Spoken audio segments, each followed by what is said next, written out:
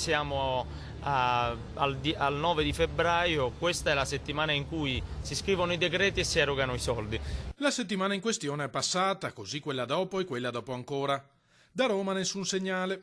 E Patrizio Miatello, voce ormai storica dei risparmiatori rovinati dal crack delle popolari venete, torna a incalzare una politica che finora non ha mantenuto la parola data. Probabilmente il vice premier Di Maio ha parlato in maniera forse un po' azzardata, perché questo fondo ha dei grossi problemi, lo vediamo perché non viene attuato, le promesse fatte purtroppo non sono state mantenute. Ci auguriamo che ci sia la volontà politica di rimediare immediatamente, però ricordo che io ieri sono andato a Roma e non abbiamo ottenuto risposte, quindi sembra che questo governo stia brancolando nel buio. All'incontro in Consiglio regionale con le associazioni di risparmiatori oggi non erano presenti i consiglieri della Lega né del Movimento 5 Stelle. Questo appello è al governo, questo appello è al ministro Tria, al sottosegretario Villarosa, al sottosegretario Bitonci.